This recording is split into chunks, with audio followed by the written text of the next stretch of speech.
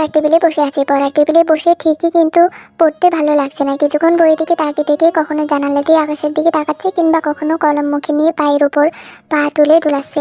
Jungkook রুমের দরজার পাশে স্থির দৃষ্টিতে কিছুক্ষণ তেয়ের দিকে তাকিয়ে রইল। এই কেমন পড়ালেখার ধরন! জাঙ্কুক এগিয়ে এসে তেয়ের পাশে দাঁড়িয়ে বইয়ের দিকে তাকালো। বইয়ের দিকে তাকিয়ে জাঙ্কুক ভ্রু কুঁচকে ফেলল। তারপর তেয়ের দিকে তাকালো। মুখে কলম দিয়ে তেয়ে তার দিকে তাকিয়ে আছে। জাঙ্কুক হাত বাড়িয়ে তেয়ের মুখ থেকে কলমটা নিয়ে বলল, এটা মুখে দিয়েছো কেন? জাঙ্কুকের এমন কাণ্ডে তেয়ে হতভম্ব হয়ে গেল। জিভ দিয়ে ঠোঁট ভিজিয়ে আর চোখে তাকালো জাঙ্কুকের দিকে। জাঙ্কুক তেয়ের সামনে বইটা হাতে নিয়ে বলল, আমি রুম থেকে যাওয়ার আগেই তো তোমাকে এই পেজটা পড়তে দেখে গেলাম, এখনো পড়া হয়নি? তে চোখ পিটপিট করে তাকালো, কারণ সত্যি পড়া হয়নি। ধুর, ভাল লাগে না এই পড়ালেখা। আগে পড়তে খুব ভালো লাগলেও এখন ভালো লাগে না। বইটা হাতে নিলেই মনে হয় সবকিছু অচেনা অজানা। তে ঠোঁট উল্টে বলল, না, পড়তে ইচ্ছে করছে না। জাঙ্কুক তীক্ষ্ণ চোখে তাকালো। পড়ালেখায় গাফিলতি সে একদমই পছন্দ করে না। বইটা তেয়ের সামনে রাখলো, তারপর তেয়ের চেয়ার ধরে ঝুঁকে এসে বলল, বুঝতে সমস্যা হচ্ছে কোথাও? না, আসলে আমার আজকে পড়তে ইচ্ছে করছে না, কালকে থেকে আবার স্টার্ট করব। বলে উঠে যাওয়ার আগে জাঙ্কুক তেকে চেয়ারে বসিয়ে দিয়ে বলল, আজ থেকেই পড়তে হবে তোমাকে। তারপর আরও একটা চেয়ার নিয়ে এসে তেয়ের পাশে বসলো জাঙ্কুক। তে চোখ পিটপিট করে তাকিয়ে আছে। কোনোভাবে কি সে ফেসে গেল? পড়া শেষ না হওয়া পর্যন্ত জাঙ্কুক কি তেয়ের পাশে বসে থাকবে? জাঙ্কুক তীক্ষ্ণ দৃষ্টিতে তাকিয়ে বলল, নাও, শুরু করো। তে মুখ কালো করে বইয়ের দিকে তাকালো। আর কোনো উপায় নেই পড়া ছাড়া। তে অনেক কষ্টে মন দিল পড়ায়। নিজের চিন্তার চেয়েও বেশিক্ষণ পড়লো। তারপর বই বন্ধ করে জাঙ্কুকের দিকে তাকিয়ে থেকে বলল, হয়েছে, আমি আর পড়তে পারবো না, কালকে আবার বসবো। জাঙ্কুক একটা তপ্ত নিঃশ্বাস ফেলে বলল, এইভাবে ফাঁকিবাজি করলে তুমি টপ রেজাল্ট করতে পারবে না। তুমি যদি ট্রাই না করো তাহলে ভালো কিছু কি করে আসবে? তোমাদের কলেজ থেকে প্রতি বছর টপ স্টুডেন্টদের একটা লিস্ট তৈরি করা হয়। বাবা বলেছিল তোমার নাম ওই লিস্টে নাকি নিশ্চয়ই থাকবে, but now I have doubts. বাবার কথাটা জাঙ্কুকের বানানো কথা। জাঙ্কুক চায় তে যেন জীবনে ভালো কিছু করতে পারে, এগিয়ে যেতে পারে সব ক্ষেত্রে। তে চেষ্টা করলে পারবে, সেই যোগ্যতা তার আছে। এর আগেও বোর্ড এক্সামের মার্কস জাঙ্কুক বের করে দেখেছে। মিথ্যাটা সম্পূর্ণ মিথ্যা না, বাবার কথাই সে ঘুরিয়ে বলেছে। জাঙ্কুকের কথাগুলো শুনে তে বিস্ময় নিয়ে তাকালো। তাকে যদি টপ রেজাল্ট করতে হয় তাহলে এই পড়ালেখায় তার কিছুই হবে না। তে একটা ঢোক গিলে বলল, বাবা সত্যিই চাই আমি টপ রেজাল্ট করি? কে কি চাই সেটা তো কোনো ম্যাটার না, কথা হচ্ছে তুমি কে চাও, কত দূর যেতে চাও। বলে স্থির দৃষ্টিতে তে দিকে তাকালো। তে মহা বিপদে পড়েছে। এইসব নিয়ে সে কখনো ভাবেইনি, কিন্তু আসলেই তো সে কি করতে চায়। তার তো একটা স্বপ্ন ছিল, কিন্তু স্বপ্নটা যদিও অনেক আগে চাপা পড়ে গিয়েছিল। তে ঠোঁট কামড়াতে কামড়াতে বলল, আমি আইনজীবী হতে চেয়েছিলাম, কিন্তু আমার হাতে তো সময় অনেক অল্প। আমি কিভাবে ভালো রেজাল্ট করব? আমাকে দিয়ে হবে না। সেটাই, তোমাকে দিয়ে হবে না, তুমি ছেড়ে দাও। কথাটা জাঙ্কুক তার ছেলে সুরে বলতেই তেয়ের গায়ে কাটার মতো ফুটলো। সেটা কিভাবে মুখের উপর বলছে পারবে না। তে আর চোখে তাকাতেই জাঙ্কুক বলল, তোমাকে তো দিনরাত জেগে কেউ পড়তে বলছে না, তুমি আকাশ দেখে পা নাড়িয়ে পড়লেই হবে। মানে অন্তত তুমি পাসটা তো করবে। তের রাগে গা চলছে, তাকে খোঁটা মেরে কিভাবে বলছে দেখো।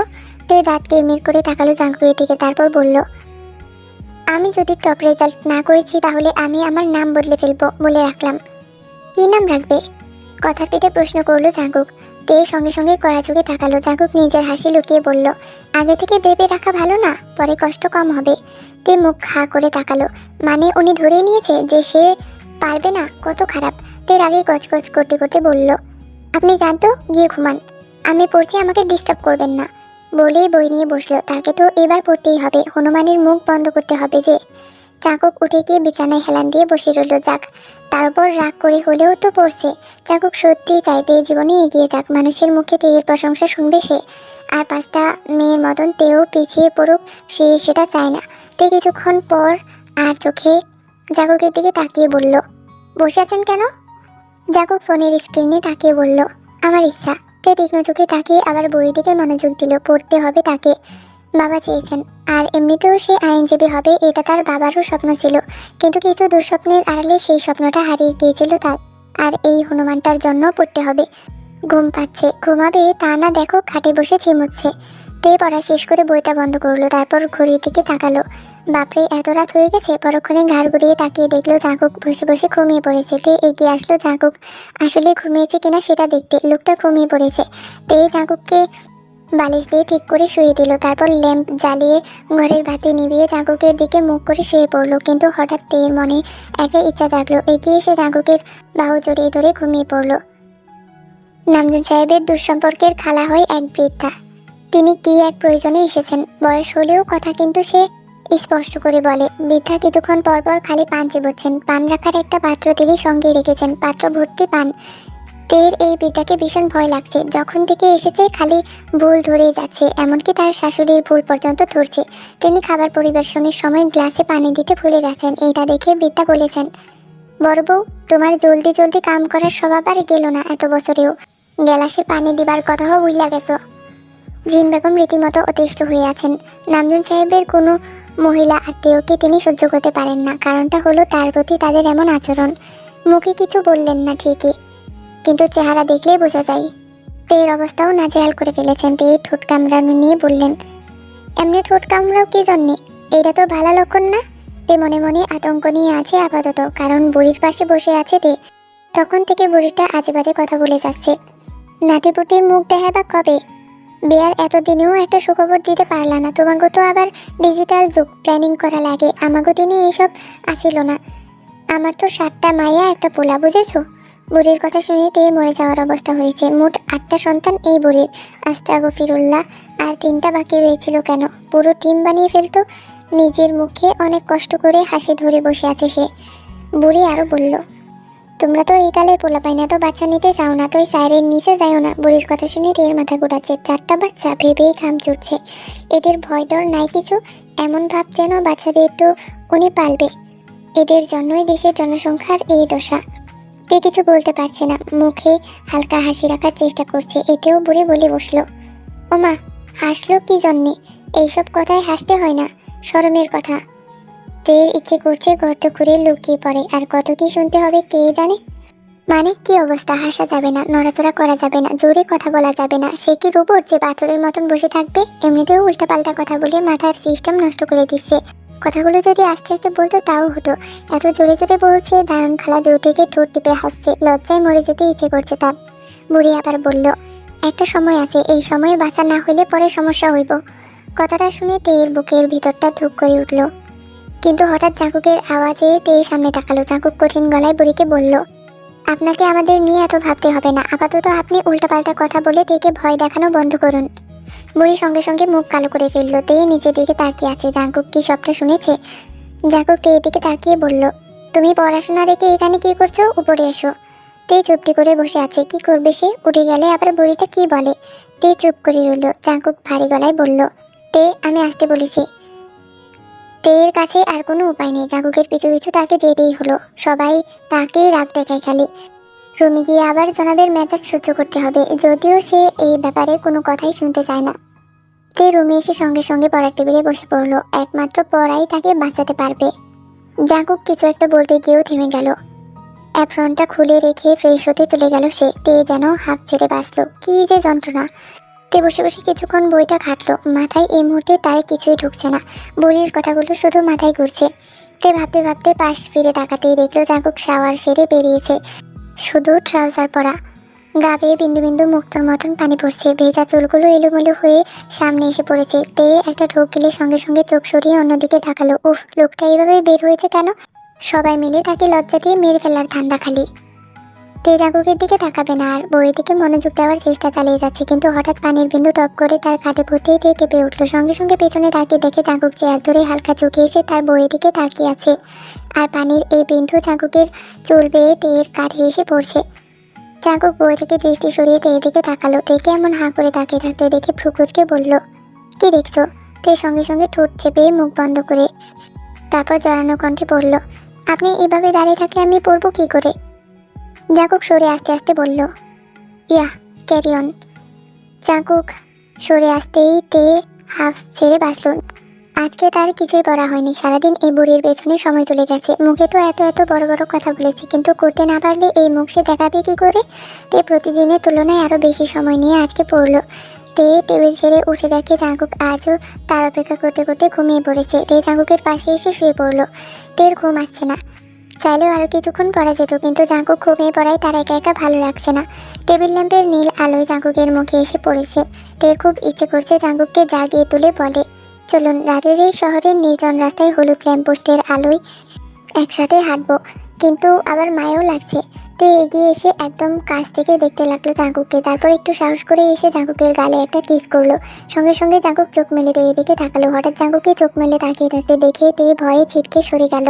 পরক্ষণেই রক্তিম বর্ণ চেয়ে গেল তার পুরো মুখে। জাঙ্কুক ভ্রু কুঁচকে উঠে বসলো। কিছুক্ষণ আগেই তার ঘুম ভেঙেছে। তারপর চোখ বন্ধ করে আবার ঘুমানোর চেষ্টা করছিল সে। তেকে লজ্জায় জড়সড় হয়ে বসে থাকতে দেখে জাঙ্কুক মনে মনে হাসছে। তারপর ধীরে ধীরে তের দিকে ঝুঁকে আসতে লাগলো। তে শাড়ির আঁচল খামচে ধরে চোখ মুখ কুঁচকে ফেললো। জাঙ্কুক কিছুক্ষণ তের দিকে তাকিয়ে থেকে গম্ভীর গলায় বলল, তুমি কি ওই বৃদ্ধার কথা বেশি সিরিয়াসলি নিয়েছো নাকি? তে বিস্ময় নিয়ে চোখ খুললো। তারপর লজ্জায় এদিক সেদিক তাকালো। জাঙ্কুক এটা কি বললো তাকে? এইবার তের নিজেকেই মারতে ইচ্ছা করছে। কেন যে এই বদ লোকটার কাছে গিয়েছিল, লোকটার মুখে যা আসছে সেটাই বলে যাচ্ছে। থেকে লজ্জা পেতে দেখে জাঙ্কুক আবারও বলল, যদিও বিষয়টা সিরিয়াসলি নিয়ে লাভ নেই, এখন তোমার পড়ার সময়। আর এমনিতেও এই মুহূর্তে আমার পক্ষে 2টা বাচ্চাকে সামলানো সম্ভব না। So let the mother grown up, then you will talk about it. পরে জাঙ্কুক চোখে হাসলো। তের আগে চোখ বন্ধ করে ফেলেছে। মানে কি বলতে চায় উনি? সে তো একেবারে খুবই অবুঝ বাচ্চা, তাই না? তাকে বোঝাচ্ছে। মান সম্মান আর কিছু বাকি রইল না। তারপরও তে ক্ষীণ স্বরে বলল, একদম আজে বাজে কথা বলবেন না। তারপর আরও বিড়বিড় করে বলল, আমি আপনাকে এই মুহূর্ত থেকে বয়কট করলাম। বেশি ভাব দেখায় এই হনুমানটা। নিজের বরকে কিস করেছি, তাতেও তাকে এত কথা শুনতে হচ্ছে। ঠিক আছে, এনার ধারের কাছেও আমি আর যাবো না। বলেই হুট করে চাদর মুড়িয়ে গুটিসুটি হয়ে একপাশে শুয়ে পড়লো। জাঙ্কুক হা হয়ে রইল। হঠাৎ করে কি হলো বিড়ালটার? কোনো প্রতিবাদ করলো না যে? বেশি লজ্জা পেয়েছে নাকি? সকালে জাঙ্কুকের ঘুম ভেঙেছে রোদের কারণে। সকালের রোদটা একদম তার চোখের উপর এসে পড়েছে। জাঙ্কুক চোখ মুখ কুঁচকে ঘুম থেকে উঠে বসলো। উঠে বসে বিরক্তি নিয়ে জানালার দিকে তাকালো। পর্দা সরিয়েছে কে? পরক্ষণেই তের কথা মনে আসলো তার। জাঙ্কুক পাশ ফিরে তাকালো। তে নেই। জাঙ্কুকের কপালে একটা ভাঁজ পড়লো। এই মেয়েকে যা করতে নিষেধ করা হবে সে সেটাই করবে। জাঙ্কুক এক রাশ বিরক্তি নিয়ে বিছানা ছেড়ে উঠে দাঁড়ালো। তারপর বালিশের পাশ থেকে নিজের চশমাটা পরে ফেললো। জাঙ্কুক নিজের ফোনটা হাতে নিয়েছিল কয়টা বাজে সেটা দেখার জন্য, কিন্তু তার আগে জাঙ্কুকের চোখ পড়লো ড্রেসিং টেবিলের দিকে। জাঙ্কুক এগিয়ে এসে আয়নার দিকে তাকালো। তাকাতেই চোয়াল শক্ত করে ফেললো সে। তার মুখে মার্কার দিয়ে গালের দুপাশে বিড়ালের মতো 3টা দাগ আর নাকের উপর একটা গোল আঁকা। জাঙ্কুকের বিস্ময়ের সীমা রইল না। জাঙ্কুক ফোনটা একপাশে রেখে বিরক্ত নিয়ে বলল, হোয়াট ননসেন্স। আচ্ছা, এই জন্যই তাহলে সকাল সকাল ওর ঘর ছেড়ে পালিয়েছে? জাঙ্কুক চটজলদি ফ্রেশ হয়ে নিচে নেমে এলো। তে রান্নাঘরেই ছিল। জাঙ্কুকের উপস্থিতি বুঝতে পেরে ঠোঁট টিপে হাসলো সে। আচ্ছা শিক্ষা দিয়েছে এই হনুমানটাকে। যদিও বিড়াল এঁকেছিল, কারণ হনুমান কিভাবে আঁকে সে জানে না। জানলে ঠিকই হনুমান বানিয়ে আসতো। তের এক পাশে জিন বেগম, অন্য পাশে দায়ন খালা। তের মতে সে একটা সেফ জায়গায় আছে। এত চিন্তার কোনো কারণ নেই। এই লোকটা তার ধারের কাছেও আসতে পারবে না। জাঙ্কুক এগিয়ে এসে তার মাকে কিছু একটা বলতেই জিন বেগম চিন্তিত মুখে দোতলায় উঠে গেল। তে আর চোখে তাকালো। কি বলল লোকটা? জাঙ্কুক আস্তে আস্তে এগিয়ে আসলো। তারপর দায়ন খালাকে বলল, খালা, আমার কাপড়গুলো আয়রন করা হয়নি। আমি ক্লিনিকের জন্য বের হব, একটু জলদি লাগবে। তে কথাটা শুনে ভ্রু কুঁচকে ফেলল। সব জামা তো আয়রন করাই আছে, আবার কিসের জামা আয়রন করবে দায়ন খালা? দায়ন খালা ব্যস্ত হয়ে উপরে উঠে গেল। সঙ্গে সঙ্গে তের বুক ধুক করে উঠল। সবটা জাঙ্কুকের চালাকি বুঝতে পেরেই তে আর চোখে তাকালো। জাঙ্কুক এগিয়ে এসে তের পাশে দাঁড়ালো। তারপর এক দৃষ্টিতে তের দিকে কিছুক্ষণ তাকিয়ে থেকে বলল, রুমে এসো, রাইট নাও। তে জাঙ্কুকের দিকে তাকালো না পর্যন্ত। পা টিপে টিপে এক কোণায় চলে গেল। তারপর নিজের কাজে ব্যস্ত হয়ে পড়লো। তে জাঙ্কুককে এড়িয়ে যাওয়ায় জাঙ্কুকের রাগ আরও বাড়ল। তে চিনির বাক্সটা নেওয়ার জন্য পায়ের তলায় ভর করে হাত উঁচু করলো। তারপর অনেক কষ্টে বাক্সটা নামালো। তারপর চায়ের চিনি দিয়ে বাক্সটা উপরে রাখতে যাবে। জাঙ্কুক হাত বাড়িয়ে বক্সের ঢাকনা খুলে দিতে তে সারা গা চিনিতে পড়ে গেছে। তে জাঙ্কুকের এমন ব্যবহারে দাঁতে দাঁত চেপে রাগ সামলালো। জাঙ্কুক বক্সের ঢাকনা একপাশে রেখে নিজের রুমে চলে গেল। তের রাগে গা জ্বলছে। অসভ্য লোক একটা। সবসময় যা বলবে সেটাই করতে হবে তার। নয়ন খালা কোনো জামা না পেয়ে ফিরে এলেন। এসে তের এই অবস্থা দেখে বলল, ও মা, কি হয়েছে? ব্যথা পাইলা নাকি? তে গা ছাড়তে যেতে বলল, কিছু হয় নাই খালা, তুমি একটু থাকো, আমি আসছি। বলেই তে কিচেন থেকে বেরিয়ে এলো। সারা গা চিটচিটে হয়ে আছে, অসভ্য ডাক্তার একটা। তে প্রকোচকে রুমে এলো। জাঙ্কুকের চোখে বিজয়ের হাসি। শেষমেশ লোকটার ইচ্ছে অনুযায়ী তাকে রুমে আসতেই হলো। তে রাগে ফুলতে ফুলতে তোয়ালে নিয়ে ওয়াশরুমে চলে গেল। তোয়ালে নেওয়ার সময় তে নিজের জামা নিতে ভুলে গেছে। জাঙ্কুক বিষয়টা খেয়াল করে ঠোঁট টিপে হাসলো। তে অনেকক্ষণ সময় নিয়ে গোসল করলো। গোসল ছেড়ে বের হয়ে যেন তাকে জাঙ্কুকের মুখোমুখি না হতে হয়। তে গোসল সেরে বুঝতে পারলো সে কাপড়ই আনেনি। কি ভয়াবহ অবস্থা!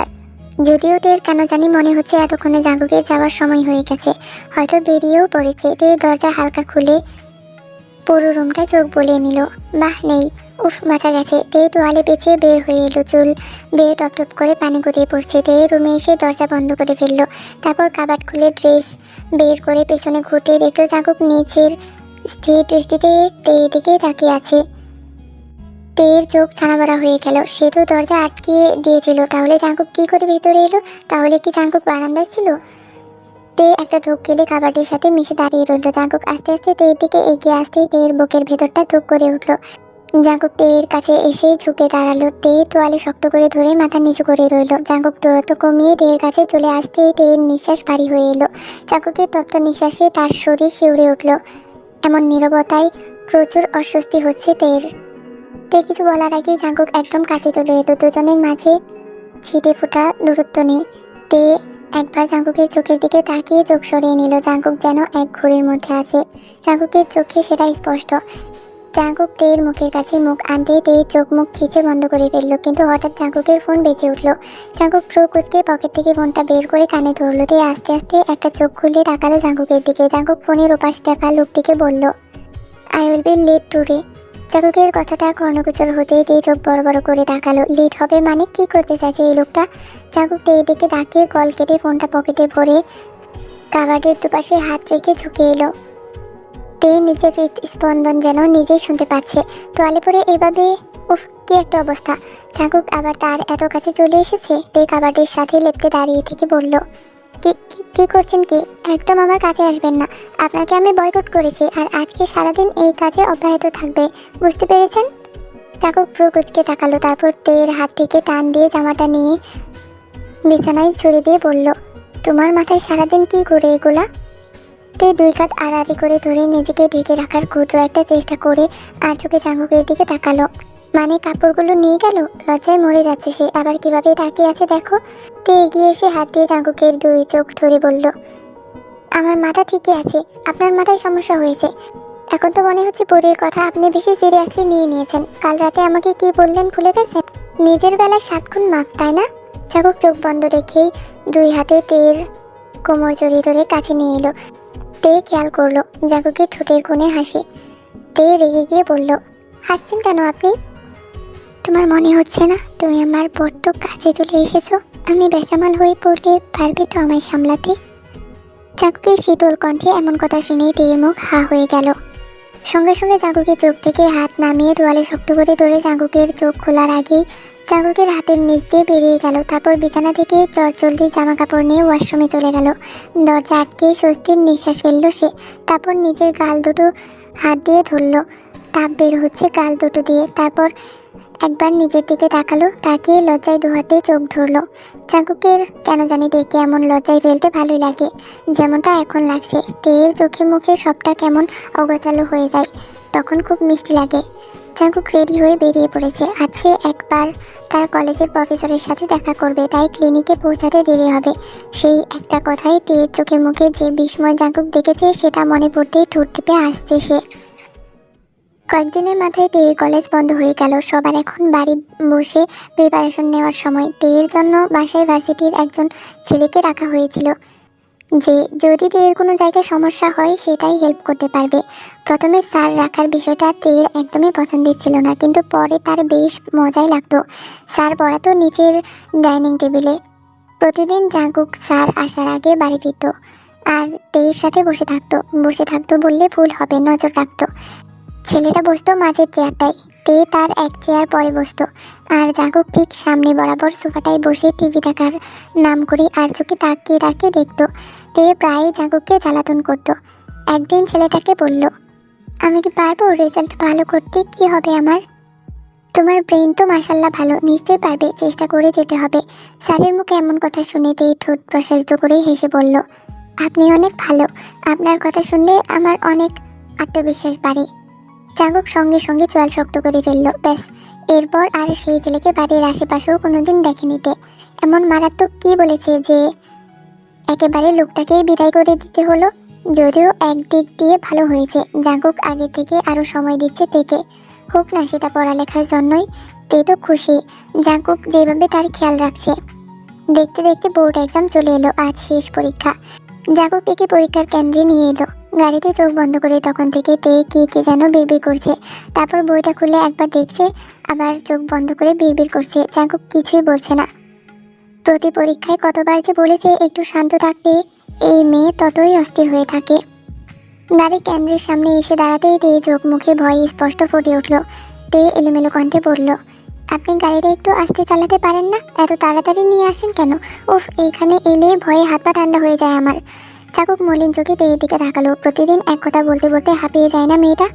জাঙ্কুক আর তে গাড়ি থেকে নামলো। জাঙ্কুক তেয়ের হাত থেকে জোর করে বইটা নিয়ে নিল। রাতেও এক ফোঁটা ঘুমায়নি, সকালে তো বই হাতেই টেবিলে ঘুমিয়ে পড়েছে। তে বই আনতে যাবে তার আগে জাঙ্কুক তেয়ের হাত ধরে বলল, হয়েছে, অনেক পড়েছ, এখন ব্রেনে এত চাপ দিতে হবে না। তে চিন্তিত সুরে বলল, আমার কেন জানি মনে হচ্ছে আমি সব ভুলে গেছি। জাঙ্কুক তেয়ের হাত ধরে টেনে নিজের কাছে নিয়ে এসে বলল, এত ভাবতে কে বলেছে তোমাকে? রিল্যাক্স। আর কিছুক্ষণ পরে পরীক্ষার কেন্দ্রে গেট খুলে দিল। ততক্ষণে জিমিনও এসে পড়েছে। তারপর দুজনে একসাথে ভিতরে প্রবেশ করে। প্রতিদিন জাঙ্কুক থেকে পৌঁছে দিয়ে ক্লিনিক যেত, আজ সে আর ফিরল না। এই কয়েক ঘন্টা গাড়িতেই সিটে গা এলিয়ে বসে রইল। শেষ বেল বাজার শব্দে জাঙ্কুক গাড়ি থেকে নেমে দাঁড়ালো। তারপর গাড়ির সাথে পিঠ থেকে দাঁড়িয়ে দাঁড়িয়ে তেয়ের জন্য অপেক্ষা করতে লাগলো। এমন সময় হঠাৎ একটা মেয়ে হাসি মুখে জাঙ্কুকের দিকে এগিয়ে এলো, কিন্তু জাঙ্কুকের খেয়াল সামনের ভিড়ের দিকে। জাঙ্কুক চশমা হাতে নিয়ে রুমালে চশমা পরিষ্কার করে রুমালটা পকেটে রাখতে মেয়েটা এগিয়ে এসে বলল, ভাইয়া আপনি এখানে? জাঙ্কুক ভ্রু কুঁচকে মেয়েটার দিকে তাকালো, তারপর চশমা চোখে দিয়ে বলল, কে তুমি? ভাইয়া আমি শ্রাবণী। আপনি হয়তো আমাকে চিনতে পারেননি। না চেনারই কথা, কিন্তু আমি আপনাকে চিনি, হেসে উঠে বলল মেয়েটা। জাঙ্কুকের মাথায় অন্য চিন্তা ঘুরছে, তার হিংসুটে বউটা এসে একে দেখে আবার কি করে। জাঙ্কুক প্রসঙ্গ বদলাতে বলল, ও তা তুমি এখানে কি করছো? আমি আমার বোনকে নিতে এসেছি, আর এসে দেখুন আপনার সাথে দেখা হয়ে গেল। এতদিন পর আপনাকে দেখে ভালো লাগছে, কিন্তু আপনি কেন এসেছেন? জাঙ্কুক প্রশ্নের উত্তর দেওয়ার আগে পেছন থেকে তেয়ে এসে বলল, উনি ওনার বউকে নিতে এসেছেন। জাঙ্কুক নিজের ঠোঁট ভিজিয়ে পেছনে ঘুরল। তেয়ের চোখ মুখ বিষণ্ণ। জাঙ্কুক কি বলবে খুঁজে পেল না। তে তীক্ষ্ণ চোখে মেয়েটার দিকে তাকিয়ে আছে। কি লম্বা এই মেয়ে! জাঙ্কুকের কাছাকাছি দাঁড়ানোর কারণে দুজনকে সুন্দর লাগছে। আর সে কোনো রকম জাঙ্কুকের কাঁধ পর্যন্ত মাথাটা পৌঁছায়। পরীক্ষা ভালো হওয়ার খুশিটা এখন তাদের দেখে মুহূর্তের কার্পণ্যের মতো উড়ে গেল। শ্রাবণী বিস্ময় নিয়ে তেয়ের দিকে তাকিয়ে আছে। এতে তেয়ের আরও রাগ লাগছে কেন জানি। এইভাবে তাকিয়ে থাকবে কেন? তাকে কি জাঙ্কুকের বউ হিসাবে মেনে নিতে অসুবিধা হচ্ছে? জাঙ্কুক তেয়ের দিকে এগিয়ে যেতে যেতে বলল, শ্রাবণী আমাদের একটু তাড়া আছে, তোমার সাথে পরে কথা হবে। তে মুখ ভার করে জাঙ্কুকের পাশ কাটিয়ে গাড়িতে উঠে বসলো। জাঙ্কুক একটা তপ্ত নিঃশ্বাস ফেললো, তারপর নিজেও গাড়িতে উঠে বসলো। সিট বেল্ট পড়তে পড়তে তেকে জিজ্ঞাসা করলো, এক্সাম কেমন হয়েছে? তে মুখ ভার করে শুধু বলল, ভালো। তারপর গাড়ির ড্রয়ার খুলে জুসের বোতলটা নিল। জাঙ্কুক পরীক্ষা শেষের জন্য এগুলো আনিয়ে রাখে, আজও তাই। একটু জুস খেয়েই তে ঘুমিয়ে পড়লো। অন্যদিন ইচ্ছাকৃতভাবে ঘুমিয়ে গেলেও আজ ইচ্ছাকৃত নয়, ক্লান্ত হয়ে ঘুমিয়ে পড়েছে তে। তেকে দেখেও সেটা বোঝা যাচ্ছে। গাড়ি বাড়ির সামনে থামতেই জাঙ্কুক গাড়ি থেকে নেমে খুব সাবধানে তেয়ের সিট বেল্ট খুলে তেয়ের মাথা নিজের বুকে রেখে থেকে কোলে তুলে রুমে নিয়ে এলো। উপরে ওঠার সময় দায়ন খালা তাদের দেখেছেন, কিন্তু পরক্ষণেই তিনি না দেখার ভান করে পাশ কাটিয়ে চলে গেলেন। জাঙ্কুক রুমে এসে থেকে বিছানায় শুয়ে দিতেই ঘুমের ঘুরে তেয়ে জাঙ্কুককে জড়িয়ে ধরল, সঙ্গে বিড়বিড় করে বলল, আমি আর একটু লম্বা হলাম না কেন? বলে জাঙ্কুকের হাতে কামড় বসিয়ে দিল। জাঙ্কুক ভ্রু কুঁচকে তাকিয়ে রইল। ঘুমের মধ্যে কামড় দেওয়ার অভ্যাস আছে তের। আগেই ছিল নাকি ইচ্ছে করে দেয় জাঙ্কুক জানে না। এর আগে একবার এমন করেছে ঘুমের মাঝে, কিন্তু আজ হঠাৎ ঘুমের মধ্যে তেয়ের লম্বা হওয়ার ইচ্ছা জাগলো কেন? তে জাঙ্কুককে যেভাবে জড়িয়ে রেখেছে ছাড়বে বলে মনে হচ্ছে না, কিন্তু জাঙ্কুককে তো যেতে হবে। জাঙ্কুক হাত বাড়িয়ে একটা বালিশ এনে তেয়ের কোলে দিয়ে নিজেকে ছাড়িয়ে আনলো। তে বালিশটাকে জড়িয়ে আরামে ঘুমাচ্ছে। মনে হচ্ছে তে আজকে সারা মাসের ঘুম ঘুমিয়ে নেবে। জাঙ্কুক যাওয়ার আগে তেয়ের কপালে অধর ছুঁয়ে দিতে ভুলল না। তারপর বেরিয়ে গেল। তে ঘুম ভাঙল বিকেলে। ঘুমিয়ে ঘুমিয়ে চোখ ফুলে উঠেছে তার। এলোমেলো চুলের অবস্থা নাজেহাল। তে ঘুম ঘুম চোখে সারা রুম দেখলো, জাগো কোথাও নেই। তাহলে কি চলে গেছে? তে বিছানা থেকে উঠে গোসল সেরে নিচে নেমে এলো। নামজন সাহেব সোফায় বসে চা খাচ্ছিলেন। তেকে দেখে বললেন, ঘুম ফুরিয়েছে তোর? তে হেসে উঠে মাথা নেড়ে বলল, হুম। নামজন হাতের ইশারায় পাশের সোফায় বসতে বলল। তে তাই করলো। নামজন সাহেব চায়ের কাপটা একপাশে রেখে বললেন, পরীক্ষার এই কদিন তোর সাথে তো ভালো করে কথাও হয়নি, তা পরীক্ষাগুলো কেমন দিলে? তে মাথা নেড়ে বলল, ভালো দিয়েছি, বাকিটা জানি না। তের কথাই নামজন সাহেব হেসে উঠে বললেন, তোর মা আবার কোথায় গিয়েছে এই বুড়ো বয়সে? তার আবার কোন বান্ধবীর সাথে দেখা করা লাগবে? যিশুটাকেও বলি এসে ঘুরে যা, আসার নাম নেই। তাই ভাবছি আমি আজ সন্ধ্যায় বেরিয়ে পড়বো। তে সঙ্গে সঙ্গে প্রকোচকে বলল, বেরিয়ে পড়বে মানে? তোর মায়ের বান্ধবী আছে আর আমার কি বন্ধু নেই? আমিও গিয়ে আড্ডা দিয়ে আসবো। বাবার কথায় তে না হেসে পারল না। নামজন সাহেব ঠিক সত্যি সত্যি বেরিয়ে পড়লেন। এই বুড়ো বয়সে মা বাবার খুনসুটি দেখতে তার ভালোই লাগে। আচ্ছা, বাবাকে মাকে মিস করছিল? সবাই তাহলে তার মতোই ভেবেই তের খুব হাসি পাচ্ছে। তে সারা বাড়িতে একা একা। তার আর ভালো লাগছে না। আজ এক্সাম শেষ, কত মজা করার কথা, তা না সবাই ব্যস্ত। তে আয়নার সামনে এসে কয়েকবার নিজের দিকে তাকালো, তারপর চুলটা সুন্দর করে আঁচড়ে নিল। এভাবে তার সময় কাটছে। ইয়ন্তানটাও নেই। পরীক্ষার কারণে জাগো ইয়ন্তানকে যিশুর কাছে রেখে এসেছে। ইয়ন্তান ওনাকে খুব ডিস্টার্ব করে। তো এখন যে সে একা একা বসে আছে তার কি হবে? তে এইভাবে বাজারে ঘুরতে ঘুরতে হঠাৎ ইয়ন্তানের আওয়াজ শুনতে পেয়ে তে চমকে থাকালো। তারপর পাশে তাকিয়ে দেখে ইয়ন্তান ছুটতে ছুটতে আছে। তে এগিয়ে গিয়ে ইয়ন্তানকে কোলে তুলে নিতে দেখলো জাগুক সিঁড়ি বেয়ে উপরে উঠছে।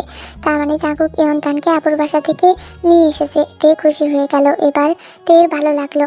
আর জাগুক মনে মনে স্বস্তির নিঃশ্বাস ফেললো। জাগুক সাহস ছেড়ে বেরিয়েছে অনেকক্ষণ হলো, কিন্তু তের কোনো হাদিস নেই। ইয়ন্তানকে কোথাও দেখতে পাচ্ছে না। জাগুক সারা বাড়ি খুঁজে শেষমেশ ছাদে উঠে গেল। ছাদে এত রাতে কি করছে তে? কিন্তু সঙ্গে সঙ্গে জাগুকের চোখ গেল খোলা আকাশের দিকে। অসংখ্য ফানুস উঠছে চারপাশে। জাগুক এগিয়ে গিয়ে তের পাশে রেলিং ধরে দাঁড়ালো। তে জাগুকের উপস্থিতি বুঝতে পেরে পাশে তাকালো। জাগুক খোলা আকাশের দিকে তাকিয়ে থেকে বলল, একা একা ছাদে কি করছো? তে আকাশের দিকে হাত দেখিয়ে বলল, সুন্দর না? জাগুক চুপ করে কিছুক্ষণ আকাশের দিকে তাকিয়ে রইল। তারপর তের দিকে তাকিয়ে দেখলো তে পাশের পায়ের উপর ভর দিয়ে তার কাঁধের সমান হওয়ার চেষ্টা করছে। জাগুক ভ্রু কুঁচকে তের দিকে তাকাতেই তে অপ্রস্তুত হয়ে হাসলো। তারপর বলল, না মানে দেখছিলাম আর একটু লম্বা হলেই আমি আপনার কাঁধ পর্যন্ত হয়ে যাব। হঠাৎ লম্বা হওয়ার ভূত চেপেছে কেন তোমার মাথায়? বুকের কাছে হাত বাজ করে বলল জাগুক। তে আর চোখে তাকালো। তারপর বলল, এমনিতেই। কেন, আমি আরো একটু লম্বা হলে আপনার ভালো লাগতো না? জাগুক বিরক্তিকর নিঃশ্বাস ফেলে বলল, একদমই লাগতো না। হ্যাঁ, আমাকে তো আপনার ভালো লাগবেই না। ঠোঁট উল্টে বলল তে। জাগুক তীক্ষ্ণ দৃষ্টিতে তাকিয়ে বলল, তোমার এক কথা বারবার বলতে টায়ার্ড লাগে না? তে যেন জাগুকের সেই কথা শুনতেই পেল না। সে নিজের মতন বলে যাচ্ছে, আমাকে দেখে কোনোদিন হেসেছেন? সেখানে তো ঠিক হেসে হেসে কথা বললেন। তুমি কি জোকার যে তোমার দিকে তাকিয়ে হাসবো? বিরক্তি নিয়ে বলল জাগুক। তে আর চোখে তাকিয়ে চোখ ফিরিয়ে সামনে তাকালো। জাগুক খেয়াল করলো বাতাস বাড়ছে। জাগুক নিজের ঠোঁট ভিজিয়ে বলল, অনেক ঝগড়া হয়েছে, এবার নিচে চলো, এইখানে থাকলে ঠান্ডা লেগে যাবে। আমি যাব না, আপনি যান। আমি আপনাকে আসতে বলেছি এখানে, আর ঠান্ডা লাগলে আপনি আছেন কি করতে? ওষুধ দিলেই ঠিক হয়ে যাবে, গড়গড় করে বলল তে। জাগুক এখানে দাঁড়িয়ে থেকে তেয়ের সাথে ঝগড়া করার ধৈর্য নেই। জাগুক এগিয়ে এসে থেকে কোলে তুলে নিতেই তে চেঁচিয়ে উঠে বলল, ছাড়ুন ছাড়ুন, আমি এখানে থাকবো কিছুক্ষণ, আমি এখন যাব না। জাগুক তেকে রেলিংয়ের কাছে নিয়ে গিয়ে একটু এগিয়ে দিয়ে বলল, আর একটা কথা বললে এখান থেকে ফেলে দেবো, চুপ করে থাকো একদম। তে ভয় পেয়ে জাগুকের কলার চেপে ধরে চোখ বড় বড় করে তাকালো জাগুকের দিকে। কি সাংঘাতিক! তে ভয়ে চুপসে গেল। জাগুক থেকে কুলে করে ঘরে ঢুকে বিছানায় বসিয়ে দিল। তে গাল ফুলিয়ে জাগুকের দিকে তাকিয়ে আছে। তারপর করুণ কণ্ঠে বলল, আপনি সত্যি সত্যি আমাকে ফেলে দিতেন? জাগুক তীক্ষ্ণ চোখে তাকালো। তারপর ঝুঁকে এসে তের দুই পাশে হাত রেখে এগিয়ে এক হাত তের গালে টপিয়ে মুহূর্তেই ঠোঁটে ঠোঁট মিলিয়ে দিল। তে হক চোখে তাকালো। তে জাগুককে ছাড়িয়ে দেওয়ার চেষ্টা করতে জাগুক অন্য হাতে তের দুই হাত ধরে আরও কাছে নিয়ে এলো। তে বিছানার চাদর শক্ত করে ধরে চোখ বন্ধ করে ফেললো। তে কিছুক্ষণ পর মুখ ঘুরিয়ে জোরে জোরে নিঃশ্বাস ফেলতে লাগলো। জাগুক তর্জনী আঙ্গুল দিয়ে তের মুখটা নিজের দিকে ঘুরিয়ে শীতল কণ্ঠে বলল, আমার তোমাকে ভালো লাগে না, এইসব স্টুপিড কথাগুলো নিজের মাথা থেকে ঝেড়ে ফেলো। তারপর তোমাকে আরো লম্বা হতে হবে। এইসব কে বলে তোমাকে? তুমি এমন পিছিয়ে না হলে এই অনুভূতিটা আমি পেতাম কি করে? এইভাবে ঝুঁকে এসে তোমার অধর দুটো ছোঁয়ার। চাকুকের কথায় মুহূর্তেই তের কান দুটো লজ্জায় লাল হয়ে উঠল। কয়েক বছর পর, দেখতে দেখতে অনেকগুলো বছর জীবন থেকে হারিয়ে গেল। এই বছরগুলো যেন একটা স্রোতের মতো জীবন থেকে চলে গেছে। তে অনেক কিছু শিখেছি, অনেক বড় হয়েছে। তাই ভালোবাসার মানুষগুলোকে সে খুব শক্ত করে আঁকড়ে ধরে বেঁচে আছে। সবটা সময় সে একটা ভয়ের মধ্যে বাস করে, ভালোবাসার মানুষটাকে হারিয়ে ফেলার ভয়। সেদিনই সে ছোট মেয়েটা যে কিনা রাগ হলে ঠোঁট উল্টে বসে থাকতো, সে আজ উকিল হয়েছে। সময় কত কিছু বদলে দেয়, তাই না? তেকেও বদলে দিয়েছে, কিন্তু জাঙ্কুক তো পাশে ছিল। সে আগলে রেখেছে সারাক্ষণ। জাঙ্কুক সবে এয়ারপোর্টে এসে পৌঁছেছে। আজকের ফ্লাইটে সে দেশে ফিরবে। হসপিটালের কাজে তাকে দেশের বাইরে যেতে হয়েছে 3 দিনের জন্য। জাঙ্কুক ভীষণ চিন্তায় আছে, যদিও চিন্তা তার নিজের জন্য না, তের জন্য। তে যে মামলা নিয়ে উচ্চ আদালতে লড়ছে, সেই মামলা নিয়েই সে নিম্ন আদালতে হেরে গেছে। আজ সে মামলার রায় বের হবে, তাই জাঙ্কুকের এত চিন্তা। সে তের কাছে থাকতে পারলে কিছুটা নিশ্চিন্ত থাকতে পারত। তেকে সেই কখন থেকে ফোন করে যাচ্ছে, কিন্তু মেয়েটা ফোন ধরার নামই নিচ্ছে না।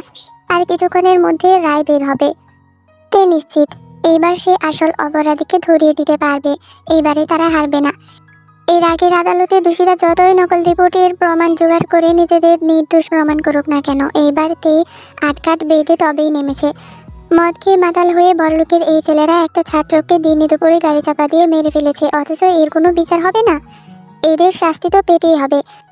আর সেটাই হলো, তে প্রমাণ করতে পেরেছে। আদালত ছেলে দুটোকে দোষী সাব্যস্ত করে যথাযথ শাস্তির আদেশ দিলেন। সন্তানহারা বাবা মায়ের মুখে হাসি ফুটেছে, হাসি ফোটাতে পেরেছে সে। এই মামলা তো তাকে জিততেই হতো। তার বাবা মা আর ভাইটাকেও তো সে একদিন এমন এক অসাবধান চালকের জন্য সারা জীবনের মতো হারিয়েছে। তে গায়ের কালো কোটটা খুলে হাতে নিতেই তার চোখ ভিজে এলো। তে চোখের পানি মুছে গাড়িতে উঠতে যাবে, হঠাৎ শিল্পপতি জ্যাকসন তার সামনে এসে দাঁড়ালেন। তার চোখে মুখে স্পষ্ট রাগ। অবশ্য রাগ থাকবে নাই বা কেন, এত টাকা থাকতেও তার ছেলেদের জেলে গিয়ে থাকতে হচ্ছে। জ্যাকসন কঠিন দৃষ্টিতে তাকিয়ে বললেন, অ্যাডভোকেট কিম তেহিয়ং, কাজটা কি আপনি ঠিক করলেন? এক বাবা মার কোল খালি হয়েছে বলে আরেক বাবা মায়ের সন্তান ছিনিয়ে নেবেন? তে প্রকুচকে বলল, আপনি ভুল করছেন। আপনার সন্তান আপনাদের কাছে ফিরে আসবে। হ্যাঁ, সেই যে ভুলটা করেছে তার উপযুক্ত শাস্তি পেয়ে তবেই। কিন্তু যারা একবার হারিয়েছে তারা কি আর ফিরে পাবে? আপনার ছেলে জেলে থাকবে বলে আপনার এত কষ্ট হচ্ছে, আর ওনাদের ছেলেটা যে মৃত্যু যন্ত্রণা সহ্য করেছে, তাদের কতটা কষ্ট হচ্ছে সেটা ভেবে দেখেন। এত কৌশলে খেলাটা তো খেললেন। আপনার বুদ্ধি দেখে আমি অবাক, কিন্তু কী লাভ হলো বলুন তো? আমার ছেলেকে তো আমি ঠিক ছাড়িয়ে নিয়ে যাব। বাঁকা হাসি দিয়ে বললেন তিনি। তে খুব সুন্দর করে হেসে বলল, স্যার, সেই ক্ষমতা যে আপনার কাছে আছে সেটা আমি জানি, কিন্তু ওই বাবা মায়ের মুখের হাসি ফোটাতে পেরেই আমি খুশি। যতদিন আপনাদের মতো মানুষদের হাতে এমন ক্ষমতা থাকবে, আমরা সারা জীবন লড়ে গেলেও দিন শেষে আপনাদের ক্ষমতার কাছে হেরে যাব। পারলে নিজের ছেলেকে একটু বোঝাবেন। আপনি এতটা খারাপ মানুষ বলে তো মনে হয় না। শুনেছি সব খারাপ মানুষের একটা ভালো দিক থাকে। আচ্ছা, আজ তাহলে আসি, বলে তে গাড়িতে উঠল। জ্যাকসন অবাক হয়ে তাকিয়ে রইল। মেয়েটার হাসি মুখে কি সুন্দর করে সত্যি কথাটা তার মুখের উপর বলে গেল। কিন্তু কেন জানি তার রাগ লাগছে না। মেয়েটার চোখে স্পষ্ট ব্যর্থতা ফুটেছিল। সে ব্যর্থ হবে জেনেও এত পরিশ্রম করেছে শুধু এই মা বাবার মুখে হাসি ফোটাতে। কয়েক মুহূর্ত তার নিজের জন্য নিজেরই খারাপ লাগলো। পৃথিবীর সব খারাপ মানুষেরা জানে তারা খারাপ, কিন্তু একবার সে রাস্তায় হাঁটতে শুরু করলে যে আর পেছনে ঘুরে তাকানো যায় না। তে গাড়িতে উঠে ড্রয়ার থেকে ফোনটা বের করে দেখে জাঙ্কুকের এতগুলো কল। আদালতে আসার আগে জাঙ্কুকের ঘুম নষ্ট হবে তাই সে ফোন করেনি। তে সঙ্গে সঙ্গে কয়েকবার কল ব্যাক করলো, কিন্তু ফোন বন্ধ। তাহলে কি ফ্লাইটে উঠে পড়েছে? তে সময় দেখলো, হ্যাঁ, জাঙ্কুকের ফ্লাইট তো আরও ঘন্টাখানেক আগেই ছিল। তে গাড়িতে গাল ফুলিয়ে কিছুক্ষণ বসে রইল। ভালো লাগে না, কত কথা বলার ছিল। এবার আরও কয়েক ঘন্টা অপেক্ষা করতে হবে। কখন ডাক্তার সাহেব ফ্লাইটে করে ঢাকায় ফিরবে? হঠাৎ এর একটা কথা মনে পড়লো। আজ না তার টেস্টের রিপোর্ট দেওয়ার কথা? কালকে তো সে টেস্ট করেছিল। শরীর কেমন যেন করছিল। জাঙ্কুককে সে জানায়নি। জানলে তো হয়েছে, কিন্তু জাঙ্কুক আসার আগেই তাকে রিপোর্ট নিয়ে আসতে হবে। হনুমানটাকে কিছুতেই জানতে দেওয়া যাবে না। তে গাড়ি ঘুরিয়ে নিল। সে বাড়ি ফিরবে না। জিমিনের সাথে দেখা করে রিপোর্ট নিয়ে সে সোজা এয়ারপোর্টে যাবে। তে গাড়ি চালানো শিখেছে কয়েক মাস হলো। খুব ভালো করে পারে না সে, কিন্তু ঠিকঠাক হয়। জিমিনের বাড়ির সামনে এসে তে গাড়ি থামালো। সামনে জিমিনের বিয়ে। সেসব নিয়ে জমিয়ে কিছুক্ষণ আড্ডা দেওয়া যাবে। হ্যাঁ, জিমিনের সেই সুগার সাথেই বিয়ে। জিমিন বিয়ে করেই ছাড়ছে তাকে। ডাক্তার ইউনুর হাতে ব্যান্ডেজ করতে করতে বলল, হুটহাট রাগ হবে তাই বলে এমন অবস্থা করবেন হাতের? এমনিতেও তো কম মেয়েরা আপনার জন্য পাগল না, আর কটা মেয়েকে পাগল করতে চান যে এসব শুরু করেছেন? ইউনু ডক্টরের কথায় হাসছে। ন্যান্সি ভ্রু কুঁচকে পাশে দাঁড়িয়ে আছে। আজ ইউনুর ফিরে যেতে হবে, অথচ আজ এই ইউনু প্রকাশনের উপর রেগে কি একটা অবস্থা করলো। ন্যান্সি চিন্তিত হয়ে বলল, বেশি কিছু হয়েছে ডক্টর? ডক্টর সাহেব তপ্ত নিঃশ্বাস ফেলে বললেন, হতে হতে বেঁচে গেছে। উনি যেভাবে হাসছে তাতে মনে হচ্ছে রোজ এমন ব্যান্ডেজ বাঁধা তার অভ্যাস আছে। ইউনু হাসি থামিয়ে বলল, আরে ডাক্তার সাহেব, রাগ করলেন নাকি? রাগ করবেন না। আর আপনার শেষের কথা কিন্তু ঠিক বলেছেন, এইসবের অভ্যাস আছে আমার। হ্যাঁ, সে আপনাকে দেখেই টের পেয়েছি। আচুকে তাকিয়ে বলল ডক্টর। ইউনু ঠোঁট চেপে নিজের হাসি থামালো। লোকটা সেই বিরক্ত হয়েছে তার এমন হাসিতে। ডক্টরের ভিজিট দিয়ে তারা বেরিয়ে এলো। তুমি তো আমাকে তোমার সাথে নিবে না, আর তাই বলছিলাম নিজের একটু খেয়াল রেখো, অনুরোধ করে বলল ন্যান্সি। কেন, তোর বুঝি চিন্তা হয়? আচুকে তাকিয়ে বলল ইউনু।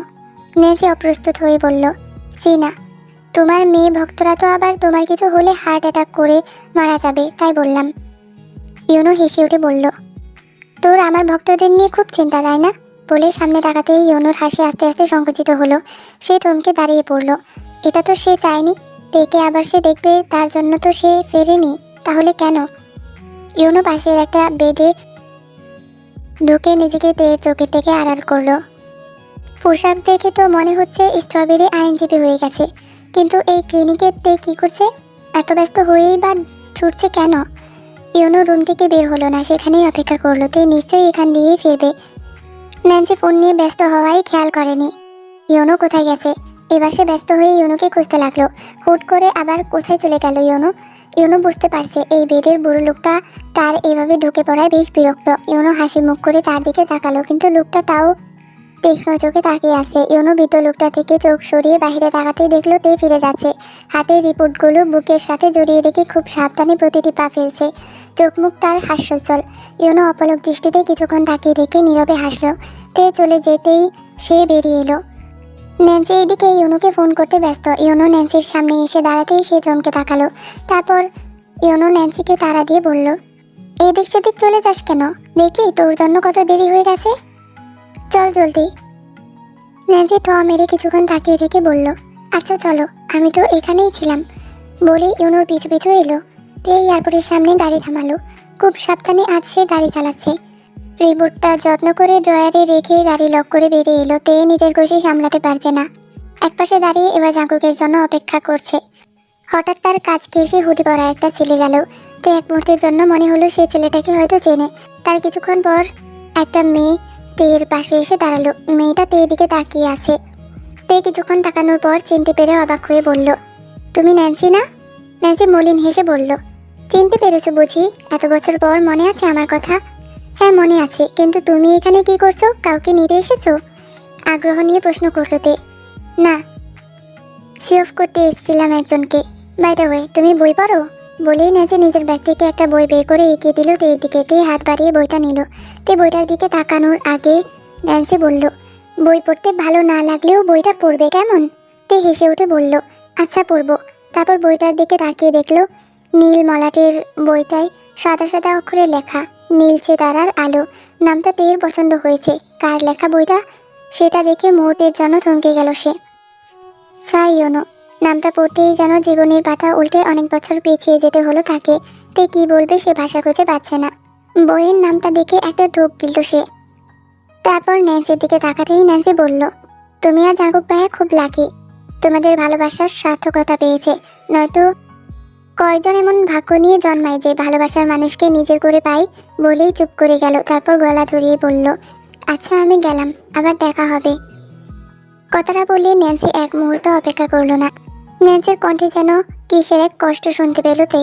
তে বইটা হাতে দাঁড়িয়ে আছে।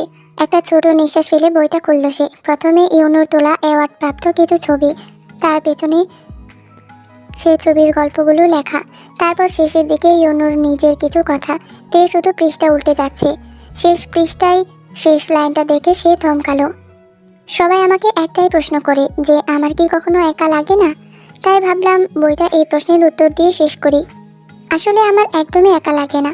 আমার সাথে তো আকাশের নীল তারাটা আছে। আমার একা লাগবে কেন? কখনোই লাগে না। অনেক বছর ধরে এই নীল তারাই তো আমাকে সামলাচ্ছে।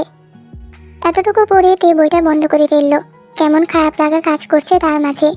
সে জানে সে একজনকে কষ্ট দিয়েছে, কিন্তু তের প্রতি সেই মানুষের কী অনুভূতি সেটা সে জানতে চায় না। যত জানবে তত ভেতর থেকে নিজেকে তার সামান্য হলেও দোষী মনে হবে। তের হুট করে কেমন যেন লাগছে। তে পাশের একটা চেয়ারে বসে পড়ল, বইটা একপাশে রেখে দু হাতে নিজের মুখ ঘষল। কিছুক্ষণ পর হঠাৎ কারোর হাতে নিজের মাথায় অনুভব করতে তে চোখ তুলে তাকালো। তাকাতেই জাঙ্কুককে দেখে তে উঠে জড়িয়ে ধরলো জাঙ্কুককে। তে বিষণ্ণ চেহারা দেখে জাঙ্কুক চিন্তায় পড়ে গেল। তের মাথায় হাত বোলাতে বোলাতে বলল, কি হয়েছে তে? তে মুখ তুলে জাঙ্কুকের দিকে কিছুক্ষণ তাকালো, তারপর জাঙ্কুকের দিকে তাকিয়ে থেকে বলল, একটা কথা বলার আছে। জাঙ্কুক তের কপালের চুলগুলো সরিয়ে দিয়ে বলল, তুমি এবার ওদের হারাতে পেরেছো, রাইট? তে প্রকুচকে বলল, আপনি কি করে জানলেন? টেলিপ্যাথি বলেই তের দিকে তাকালো। তে নিজের ঠোঁট কামড়ে হাসলো, তারপর বলল, কিন্তু আমার আরও একটা কথা বলার আছে, খুব স্পেশাল কিছু। জাঙ্কুক প্রকুচকে বলল, কি স্পেশাল কথা? জাঙ্কুকের প্রশ্নে তে মুখের হাসি আরও প্রসারিত হলো। পরক্ষণেই নিজের হাসি আটকানোর ব্যর্থ চেষ্টা করলো সে। তে অন্যদিকে তাকিয়ে নিচু স্বরে বলল, আমি এতটুকু বলতেই তে নিজের ঠোঁট ভিজিয়ে নিল। জাঙ্কুক আগ্রহ নিয়ে তাকিয়ে আছে। তে একটা নিঃশ্বাস ফেলে নিজেকে শান্ত করে অস্পষ্ট করে বলল, আমি আমি প্রেগনেন্ট। বলেই তে এলোমেলো দৃষ্টিতে অন্যদিকে তাকালো। জাঙ্কুক কথাটা শুনে দুইবার চোখের পলক ফেলল, তারপর কিছুক্ষণ চুপ থেকে মাথাটা কাত করে তের দিকে তাকিয়ে বলল, তুমি তুমি প্রেগনেন্ট? কথাটা শেষ করতেই জাঙ্কুকের ঠোঁটে হাসি প্রসারিত হলো। তে কোনো কথা বলছে না, অন্যদিকে তাকিয়ে ঠোঁট কামড়ে নিজের হাসি থামানোর চেষ্টা করছে। জাঙ্কুক হাত বাড়িয়ে তের গাল দুটো ধরে উপরে তুলে বলল, দেখি আমার দিকে তাকাও। তে লজ্জায় তাকালো না। জাঙ্কুক ঝুঁকে আসতেই তে চমকে নিজের ঠোঁট চেপে ধরে বলল, কি করছেন এখানে? জাঙ্কুক ঠোঁট চেপে নিজের হাসি থামিয়ে ঝুঁকে এসে তের কপালে অতর ছুঁয়ে কঠিন গলায় বলল, আজ থেকে তোমার লাফালাফি বন্ধ। আর একা একা এসেছো কেন এখানে? তে ভ্রু কুঁচকে ফেলল। এই যে, শুনতে না শুনতেই শাসন শুরু করেছে। জাঙ্কুক তের হাতটা শক্ত করে ধরে বলল, ড্রাইভার কাকু কোথায়? তে মুখ বার করে বলল, আমি নিজে ড্রাইভ করে এসেছি। জাঙ্কুক কড়া চোখে তাকাতেই তে বলল, একদম আমাকে বকবেন না। জাঙ্কুক নিজেকে শান্ত করে তের হাত ধরে গাড়ির সামনে নিয়ে এলো। তারপর তের সিট বেল্ট পরিয়ে দিতে দিতে বলল, দিস ইজ লাস্ট টাইম। এরপর আমাকে ছাড়া তুমি বাড়ির বাইরে বের হবে না। কথাটা শুনে তে রেগে কিছু বলার আগেই জাঙ্কুক এগিয়ে এসে তের ঠোঁটে ঠোঁট মিলিয়ে দিল। তে চোখ খিচে বন্ধ করে ফেলল। ভরা রাস্তায় কি করছে জাঙ্কুক? তে হাত মুষ্টিবদ্ধ করে ফেলল। জাঙ্কুক কিছুক্ষণ পর সরে এসে তের দিকে তাকিয়ে বলল, that's like a good girl. এইভাবেই চুপ করে আমার সব কথা শুনতে হবে তোমাকে। বলেই জাঙ্কুক হেসে গাড়ি থেকে বের হয়ে এসে নিজের সিটে বসলো। তে আস্তে করে চোখ খুলে আশেপাশে তাকাতেই লজ্জায় লাল হয়ে গেল। আপাতত নিজের দুই হাত দিয়ে নিজের মুখটা আড়াল করার চেষ্টা করছে। জাঙ্কুক গাড়ি স্টার্ট দিতেই এয়ারপোর্ট ছেড়ে তারা বাড়ির উদ্দেশ্যে রওনা হলো, কিন্তু তে বেখেয়ালি ফেলে গেল ন্যান্সির দেওয়া বইটা। বাতাসে বইয়ের পাতা উড়ছে, সঙ্গে পাতা ঝাপটানোর মতন শব্দ হচ্ছে। আয়ু এগিয়ে এসে জানালা বন্ধ করে দিল। আজ মনে হচ্ছে ঝড় হবে। আয়ু চুলে বেনি করতে করতে বইটার দিকে চোখ পড়ল। এরপর বেশ আগ্রহ নিয়ে আয়ু বইটা নিয়ে বসলো। বইটা এই গ্রামের লাইব্রেরি থেকে আজ সকালে পাঠিয়েছে তাকে। আয়ুর বলা আছে নতুন সব বই যেন তার বাসায় পাঠিয়ে দেয়। বইয়ের নামটা ভীষণ সুন্দর, নীলছে তারার আলো। তাই সে মাঝ থেকেই একটা পৃষ্ঠা পড়তে শুরু করলো। এটাই তার অভ্যাস। সব ভালোবাসায় কি প্রাপ্তি হয়? হয় না। আমার বেলায়ও হয়নি। তাতে আমি মোটেও দেবদাস হয়ে যাইনি। এই তো কত ভালো আছি। চাহিওনো আজ নিজের ক্যারিয়ারে সাফল্যের চূড়ায় আছে। কিন্তু একটা আক্ষেপ কি বলুন তো, আমার গল্পে আমি মূল চরিত্রটা হতে পারিনি। কথাটা হাস্যকর লাগছে, কিন্তু এর বাস্তবতা বড়ই কঠিন। বিশেষ করে যখন আপনি পরিস্থিতি আর সময়ের কাছে হেরে গিয়ে ভালোবাসার মানুষটার হাতটা ছেড়ে দিয়ে আসেন। কিন্তু আমি ধরে রাখতে চেয়েছিলাম, যদিও সে আমাকে চায়নি। সে আমাকে চায়নি বলে তার প্রতি আমার ভালোবাসা একটুও কমেনি। সত্যি বলছি, আমি ভুলিনি তার হাসি, ভুলিনি তার নুপুরের শব্দ, ভুলিনি তার সরল চাহনি। তাকে নিজের করে পাইনি ঠিক, কিন্তু সে রয়ে গেছে আমার অনুভবে। মিথ্যে বলবো না, আমি ভালো আছি, কিন্তু এক পাক্ষিক ভালোবাসাগুলো আপনি চাইলেও মুছে ফেলতে পারবেন না। এরা লুকিয়ে থাকে মনের অন্তরালে। আয়ুর ফোন বেজে উঠল। সে বইটা রেখে উঠে গিয়ে ফোনটা ধরল। জিমিন ফোন করেছে। আজও সে এক কথা জানার জন্যই ফোন করেছে নিশ্চয়ই। আয়ু ফোনটা ধরতেই জিমিন বলল, আপু কি করছো? আয়ু হেসে বলল, এই তো বই পড়ছিলাম। জিমিন একটু চুপ করে রইল, তারপর করুণ গলায় বলল, আপু তুমি কি সত্যি আমার বিয়েতে আসবে না? উত্তরে আয়ু কিছু বলল না। প্রতিবার জিমিনকে না বলতে তার খারাপ লাগে। জিমিন তার বোনের নীরবতা দেখে বুঝে ফেলল, তারপর অভিমান করে ফোনটা কেটে দিল। আয়ু দীর্ঘ নিঃশ্বাস ফেলে কান থেকে ফোনটা নামিয়ে রাখলো। তারপর জানালা খুলে চেয়ার নিয়ে তার সামনে বসলো। বৃষ্টির বিন্দু বিন্দু ফোঁটা তার গায়ে এসে পড়ছে। জিমিনের কথা ভেবেই আয়ুর চোখে জল এলো। ছোট বোনটার এই আবদার সে রাখতে পারল না, আর সে চাইলেও পারবে না। সেই শহরে যে সে ফিরে যেতে চায় না। বড্ড ভালোবাসার শহর যে সেটা। এক সময় সে খুব ভালোবেসেছিল এই শহরটাকে, কিন্তু বিনিময়ে সে শুধু অবহেলাই পেয়েছে। সে অবহেলা যে আর সহ্য করার ক্ষমতা নেই তার। নিজেকে ভেঙে যে আবার নতুন করে গড়েছে সে। একা থাকতেও শিখে গেছে। আবার মায়ার জালে পড়তে ভীষণ ভয় লাগে তার। জিমিনের কাছে ক্ষমা চাইতে পারলে ভালো হতো। জিমিন, লক্ষ্মী বোন আমার, ক্ষমা করে দিস আমাকে। তোর এই ছোট্ট আবদার রাখার ক্ষমতা যে আমার নেই। আমি হারিয়ে ফেলেছি সবটা। সমাপ্ত। জানি গল্পটার শেষটা অনেক আলাদা অন্য সব গল্প থেকে, কিন্তু গল্পটা আমি এভাবেই লিখতে চেয়েছিলাম। কারণ সবসময় ভালোবাসার গল্পে সার্থক ভালোবাসার মানুষদের নিয়ে শেষ হয়, কিন্তু সবাইকে ভালোবাসার মানুষকে পাই। অনেকের জীবনই তো বদলে যায়। তার মানে কি তারা ভালোবাসতে জানে না? জানে, কিন্তু বাস্তবে সবাই ভিলেন হয়ে ওঠে না। আয়ু আর ইউনোর মতো অনেকেই সরে দাঁড়ায়। তাদেরও একটা গল্প থাকে। সেই গল্পটা কারোর জানা হয় না, আমরা জানতেও চাই না। সেদিকটা তুলে ধরতে আমার এই গল্প লেখা। কতটুকু ফুটিয়ে তুলতে পারলাম জানি না। এই গল্পটা আমার খুব কাছের একটা গল্প হয়ে থাকবে। আপনাদের সবার অনেক ভালোবাসা পেয়েছি। আশা করি ভুল ত্রুটি ক্ষমা করবেন। আমি নিজেও মিস করব এই জুটিকে, শুভ্র আর হিয়া। তো হে আমি বাকিগণ এতক্ষণ যে কথাগুলা শুনলা ওগুলা হচ্ছে লিখিকা আপুর কথা। যাই হোক, লিখিকা আপু বলছে না যে উনি কতটুকু ফুটিয়ে তুলতে পারছে উনি জানে না, তবে আমার মনে হয় উনি সবটাই সুন্দর করে ফুটিয়ে তুলছে। তো সত্যি বলতে এই এন্ডিংটা আমার কাছে বেশ ভালো লাগছে। মানে সত্যি সবসময় তো একরকম এন্ডিংই হয়, এখন না হয় অন্যরকম। বিশেষ করে আমার এই এন্ডিংটার জন্যই গল্পটা আরও বেশি বেশি ভালো লাগছে। যাই হোক, গল্পটা অনেক সুন্দর ছিল। তোমরা যারা যারা দেখছো তারা তারা বলতে মানে জানো যে কতটা সুন্দর ছিল। আমার কাছে বিশেষ করে অনেক সুন্দর লাগছে। তোমাদের কাছে কেমন লাগছে ওইটা আমি জানি না, তবে আমার কাছে অনেক সুন্দর লাগছে। গল্পটা একটা ফেসবুক গল্প। গল্পের নাম হইতেছে গিয়া নীল সিতারার আলো, আর গল্পের লেখিকা হইতেছে গিয়া নবনী নীলা। তো এই গল্প থেকে বিদায় নিচ্ছি। দেখা হবে নতুন কোনো গল্পে। আর সামনের গল্প অনেক সুন্দর হইতে যাইতেছে, তো তোমরা অপেক্ষা করো। অপেক্ষা বেশি করাবো না, খুব তাড়াতাড়ি দিয়ে দেওয়ার চেষ্টা করব। তো যাই হোক, তাহলে এই গল্প থেকে বিদায় জানাই। টাটা, আল্লাহ হাফিজ, বাই বাই, সারাঙ্গেও। আর তোমাদের প্রতি আমার কোনো ইন্টারেস্ট নাই, ওইটা তো জানোই। তাহলে টাটা টাটা, আল্লাহ হাফিজ।